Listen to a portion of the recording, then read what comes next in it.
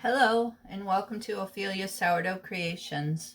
So anyways, I've made several videos now that I've posted here on both YouTube and I post on my Facebook page. So if you've seen them, I appreciate you watching and hopefully you like them. And if you have any helpful suggestions, I'm always open for comments. And if you like the content, then be sure to like, share, and subscribe, as everyone always says. Anyways, I made what I wanted to be a mozzarella pull-apart bread. I made the mozzarella cheese myself because it seems to be a big fad right now that's going around where everyone wants to make mozzarella cheese and how easy it is. It came out pretty decent. I probably could have squeezed out more of the whey, so I guess that's probably how they get ricotta cheese, or in some points it seemed like it kind of had a cottage cheese texture too. But anyways, I made this pull apart bread and I over fermented it, and it's in my previous video that I did that I announced that I had over fermented it, and literally it came out unacceptable in my opinion, and I'm pretty sure there's a lot of bakers that have had some fails. But I do want to show you today, it isn't a complete failure, and I'm going to show you exactly what I ended up with and the reason why it isn't a failure.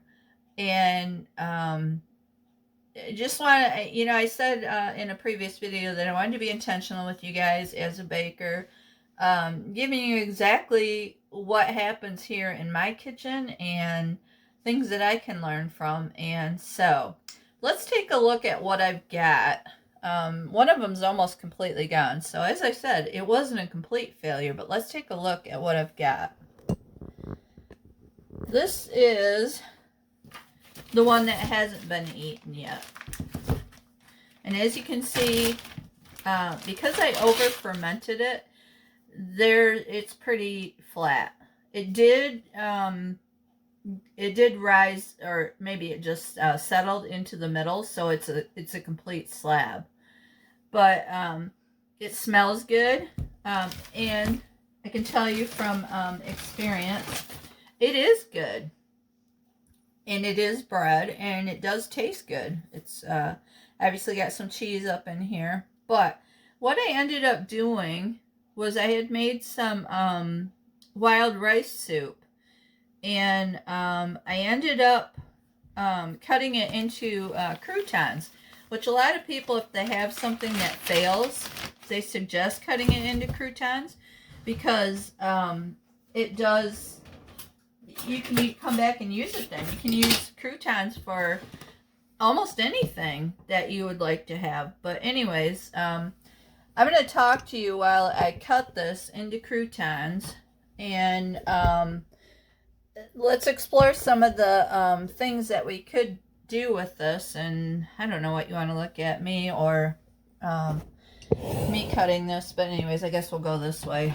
I'm not a videographer, again, I will tell you that first and foremost. But yeah, just by cutting this into croutons and then bagging it up, and I'll put it in my freezer and save it for, who knows, I may need breadcrumbs for something. I may need, maybe I do feel like making some stuffing or something, and this will be really good in it. So that's why it's not a complete loss, at least not to me. And I know there are some bakers out there who have probably thrown away a lot of sourdough in the past just because something simply didn't come out exactly the way you wanted it. But you know what? I don't like to be wasteful, and I can see a purpose in this, so I'm just going to cut it up into these croutons here, and we'll utilize this still. Another thing that I did with this, and why a lot of it is gone, as you can see, is I have a product that we purchased, and I forgot that it was in the fridge. And I thought, oh wow, I wonder if that would be any good with my bread that I made. that didn't really turn out. And sure enough, I just heated it up and added some of that dip to it, and it is so good. That is just like a warm, nice warm snack, a comfort food if you're looking for something, just to tie you over for a little while.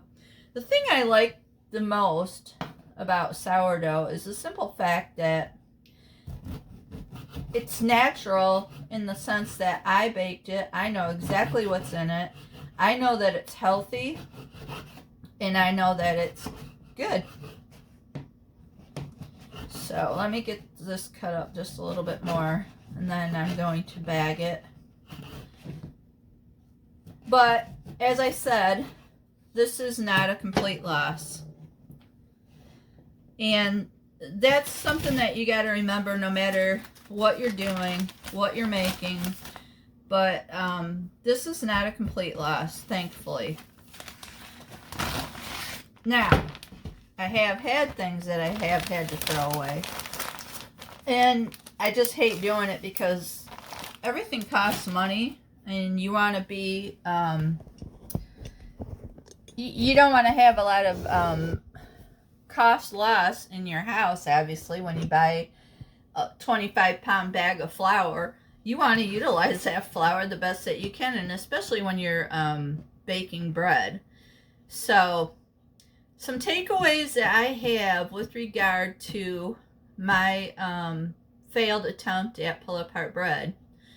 First of all, rarely do I leave my Tupperware dish that I leave it in to bulk ferment.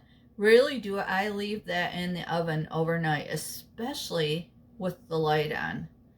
And I should have known better, and I did it anyways, and I do regret that because that was part of the problem. Secondly, I typically always cold proof my bread. So what it looks like to me is that I typically will mix it up in the evening. I'll take my sourdough starter that's been fed and is ready to use, and I'll mix up my bread in the evening. And then once it's mixed up and I've done my stretch and folds, then I'll put it in the fridge overnight. I'll pull it out and then let it sit on the counter for about 4 hours or whatever it takes for it to double in size. And then I'll shape my sourdough. Sourdough is not a one day. I know some people say that you can do it in one day. And yes, you can if you're using heat sources or stuff that makes it ferment faster. I know some people have these boxes that they have like a heating pad in. I tried that one time. I put a heating pad into a box. It really didn't make too much of a difference to my dough rise. Maybe I didn't try it long enough, but you gotta play around. But I know that for my sourdough, it usually takes 2 days. I can usually mix it up, like I said, in the evening, stretch and fold it, cold ferment it, pull it out, and then by the next afternoon, usually late afternoon, it's usually ready for me to bake. But never ever have I done, no, I've never done any of that. I could just do the same. That is part of the reason why it's important when you're making sourdough, and especially if you have an order, that you need to let people know that this product won't be ready for 2 days. And if I go out on Marketplace, which I don't typically do anymore, to sell a product, it's done. It's ready to be picked up. And then again, I don't leave, if I do something on Marketplace, I don't leave it on Marketplace for long. Because I'll have people say to me, oh, I saw you on Marketplace. What happened? Aren't you doing it anymore? No, because I don't leave my product up. If I don't have it anymore, why would I leave it up? Sourdough takes 2 days, for me at least, to make. And to be able to give to someone, not even necessarily sell, to be able to give to someone. So that's another important facet to sourdough, is the time that it takes to make it and when it's ready to eat. for me 2 days. Guaranteed 2 days. So, yep, it was a failure, but yep, I'm still making use of it. It's not a complete loss. I do know what I did wrong, and that is, I would have to say a first for me. I don't think that I've ever over fermented something. I have purposefully made stuff out of dough, like pizza crust, without letting it rise, but I've never had a dough before that went past its peak and then started to fall that I've utilized. So that was a first. Usually I'm in a hurry. I can't wait to see stuff be ready. And in fact, this, because I had left it in my oven overnight with the light on, had gone to peak and then started to fall. As you know, in my previous video, that it had, you could already tell when I pulled it out of the oven that it had been up to the top, and then you could, because there was some on the top, and then you could see where it was already starting to fall. Even when I did my poke test on it, I could see it still continuing to fall, and it also was sticky, which usually when stuff is ready, when it's bulk fermented, like, it won't stick to your fingers. So I knew, even going in, I was just fingers crossed hoping that maybe I would be able to give you guys a successful product, which in fact, now I have a brick. But you know what? It's my brick.